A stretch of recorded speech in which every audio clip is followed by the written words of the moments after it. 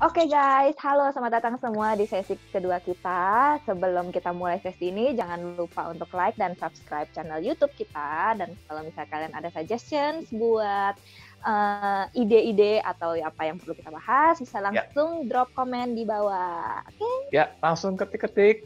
Tapi jangan lupa pakai bahasa yang sopan ya. Karena kita juga manusia loh. Kita punya perasaan ya kan? Kamu juga punya perasaan. Iya. Ya, kita mau masuk sesi kedua nih, Kak C.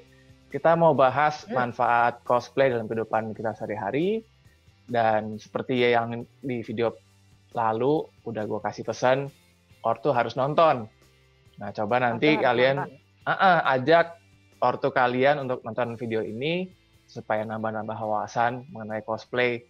Jadi siapa tahu, yang tadinya kurang didukung, jadi bisa didukung karena tahu, oh ternyata ada manfaatnya toh, bukan buang-buang uang doang. Bener nggak, Kak Sri? Betul, betul. Yuk, kita langsung aja lompat ke pokok bahasan kita yang pertama.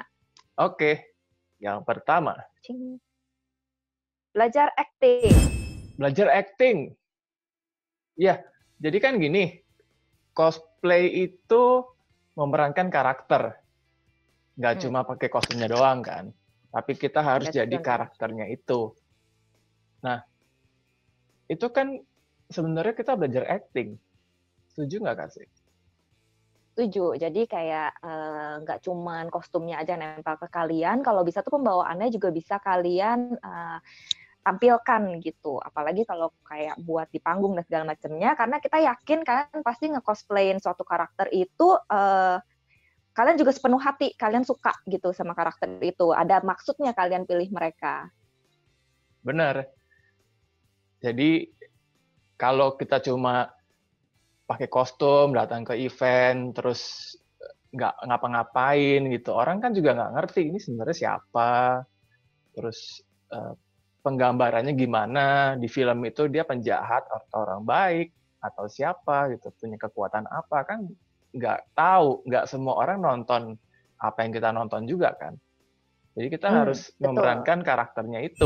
Kalau kita ternyata suka sama seni peran tersebut, kita bisa melangkahkan kaki kita lebih serius ke dalam industrinya. Dan mungkin dari teman-teman bisa sekalian belajar acting. Nantinya jadi pemain film, jadi pemain teater, jadi pemain sinetron, apapun itu dalam dunia entertain. Yang dimulai dari belajar acting di dunia cosplay. Oke, next topik pembahasan kita berikutnya adalah mengenai cosplay sebagai untuk belajar berbagi kasih dengan sesama fans. Nah, itu gimana tuh kok menurut lo cosplay itu untuk dari sisi, kalau menurut gue sih ngelihatnya dari sisi kemanusiaannya gitu ya. Iya. Ya, jadi kita itu kan cosplay itu karena menyenangi satu karakter. Menyenangi, menyayangi, mencintai satu karakter, sampai kita tuh pengen membagikan rasa happy kita terhadap karakter itu ke semua orang. Yang terutama ya ke fansnya. Terus kalau gue pribadi, gue pengen orang yang nggak tahu itu karakter apa jadi tahu. Jadi pengen nonton filmnya, jadi bisa diskusi sama gue.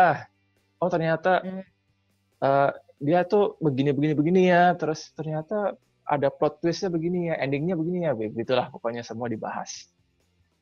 Oh ya, betul sih.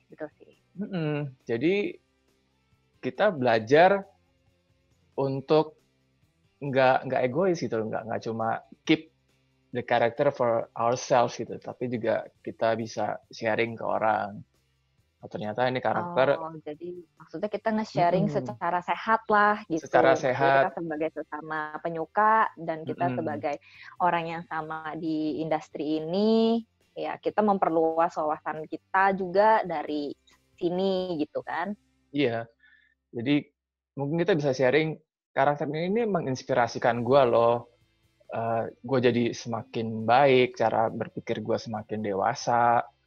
Terus gue dalam mengambil keputusan, dalam memilih jalan, itu juga ada improvisasi gitu. Karena gue nonton anime ini dan karakter ini bikin gue seperti itu gitu. Ya Nah sih, itu gue kan, juga sejujurnya kalau dari sisi itu gue juga mungkin gue pernah ngalamin juga kali ya, kayak milih suatu karakter itu tuh kayak sampai itu tuh mengubah cara pandang gue sama sesuatu hal gitu. Iya, dan obviously menjadi lebih baik gitu. Dan membuat diri gue sendiri lebih, at some point lebih percaya diri gitu dengan membawakan si karakter ini. Nah itu tujuannya. Dan itu manfaat yang bisa kita ambil dari cosplay juga. Oke, poin berikutnya, teman-teman, Om Tante, cosplay itu bisa membantu kita belajar memanage keuangan dan waktu. Manajemen keuangan dan waktu itu kan menurutku adalah suatu hal yang gak instan gitu loh. Yeah. Jadi seiring berjalannya waktu kita jadi makin ahli gitu kan. Yeah. Untuk dari segi cosplay ini mungkin gara-gara gue juga dari belajarnya sedikit banyak dari cosplay, karena seperti mungkin banyak teman-teman sendiri ngerasain ya bahwa cosplayer itu dompetnya rada-rada seret. Terus kadang-kadang gue mau UTS tapi gue nggak ngerjain UTS gue. UTS apa sih? UTS, ujian tengah. Oh, UTS, ya ampun. UTS, udah lama banget gue sampai lupa. Oh, udah lama banget ya. Aduh, oke. Ketahuan umur dong gue. Ketahuan umur. Iya, yang kayak gitu-gitu. Sebenarnya hal seperti itu pun gue pernah ngalamin gitu loh. Dan masih terkadang gue ngalamin juga sampai hari ini gitu. Tapi sejujurnya ya, itu membuat gue, karena kesukaan gue sama cosplay itu membuat gue untuk belajar untuk membelah diri. Membelah waktu sama apa yang mesti kayak split up priority kita apa gitu. Kita kan memang, dan kita kan pengen ngebawa cosplay ini supaya orang-orang tahu ini tuh nggak bikin lu jadi orang yang lebih buruk gitu loh. Hobi ini tuh nggak bikin lu apa gitu. Kita kan memang, dan kita kan pengen ngebawa cosplay ini supaya orang-orang tahu ini tuh nggak bikin lu jadi orang yang lebih buruk gitu loh. Hobi ini tuh nggak bikin lu jadi orang yang screw up atau apa gitu. Jadi gue berusaha ngimbangin gitu loh antara priority kehidupan gue asli sama kegiatan cosplay gue. Kayak misalnya gue dapet nih dari dulu ya, misalnya gue dapet duit jajan nih, ya lu pisah, lu kan punya cosplan, lu jangan dihajar semua. Tuh. Jangan sistem kebut semalam. Kebut semalam itu pasti cost something else, yang which is kebanyakan duit gitu kan. Iya. Kalau lu memang butuh suka nih sama karakter, kalau gue kan suka sama karakter, misalnya karakter FF deh, gue suka sama karakter Garnet nih, gue pengen bikin Garnet. Untuk beli kainnya aja dan segala macam, dihitung baik-baik. Dari situ lo akan lihat bahwa lu bisa apa enggak. Oke, kalau lu nggak bisa nih, bukan berarti lu nggak bisa, nanti lu nggak bisa gitu. Iya. Lu cuma perlu nge-split up priority-nya. Oke, sekarang gue nggak mampu, tapi gue bisa tabung. Mungkin nanti ketiga bulan setelah ini gue baru bisa gitu. Jangan lu hajar semua, hari ini udahannya datang lagi, mak, duit jajan gue habis. Kalau gue mau dikemplang sama mak gue udah pasti. Jadi gue menghindari kemplangan itu, gue belajar nabung gitu. Gue split up. Oke, gue punya cosplan A, B, C, D, E, gue bagi-bagi. Ini kesini, priority gue ini harus kelar sebelum kapan, harus kelar pas kapan gitu. Foto kapan, event kapan, itu tuh semua tuh gue list down gitu. Jadi gue membuat diri gue seolah kayak, lu jangan repot di belakang deh, lu ribet di depan aja, nanti saya tinggal ngikutin sistem. Kalau dari sisi gue sih lebih begitu. Bener, apalagi teman-teman mesti ingat ya bahwa cosplay ini hobi.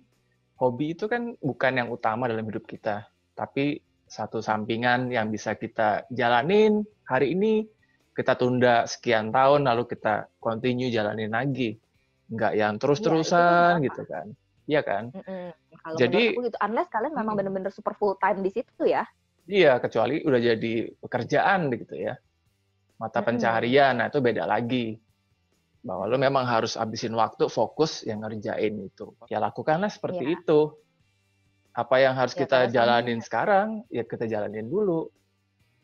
Gitu kan? Betul. Soalnya kalau menurutku gimana ya, kalau apalagi kan kayak hal-hal yang agak sensitif soal urusan sekolah dan sebagainya, ini sih menurutku pribadi, dan gimana aku ngejalaninnya pribadi gitu ya. Maksudnya kan kalau dari keluarga aku tuh aku ngerasa orang tua aku tuh udah put effort gitu loh buat aku bisa ya masuk sekolah gitu kan, buat belajar animasi dan segala macamnya.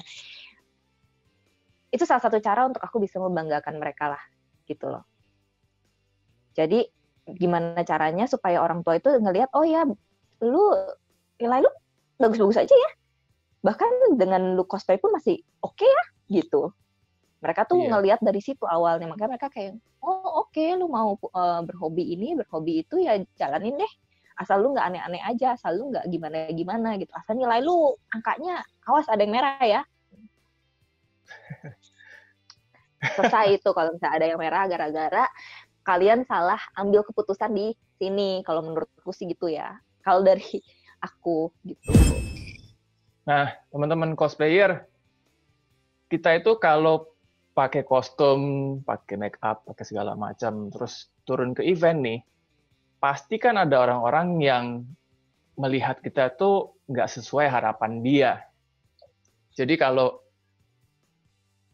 kita mau maju ya, kalau kita mau maju dalam segala hal, nggak hanya cosplay, kita perlu punya pribadi yang rendah hati. Karena dengan rendah hati, kita bisa membuka pikiran kita, membuka hati kita, menerima masukan dari orang lain. Dan orang yang mau ngasih kita masukan itu adalah orang-orang yang peduli sama kita, yang sayang, yang care sama kita. Jadi, kalau orang-orang care sama sayang sama kita, tujuannya apa sih? Ya pengen kita maju dong. Nah, jadi dengan kita rendah hati, walaupun mungkin kita sudah terkenal, sudah jadi juri di mana-mana, sudah diundang ke berbagai negara, tapi tetap rendah hati, maka kamu akan sukses, jalanmu lancar, teman-temanmu juga semakin banyak. Dan akhirnya, cosplay adalah hobi yang menyenangkan buat kita semua. Promosikan cosplay yang sehat, hobi yang positif ke orang-orang sekitar kita. Berikut adalah manfaat cosplay bagi kehidupan kita hari ini dan masa depan dengan 4 poin yang sudah kita bahas. Dan ada 6 poin manfaat lainnya yang bisa teman-teman dan om tante juga baca.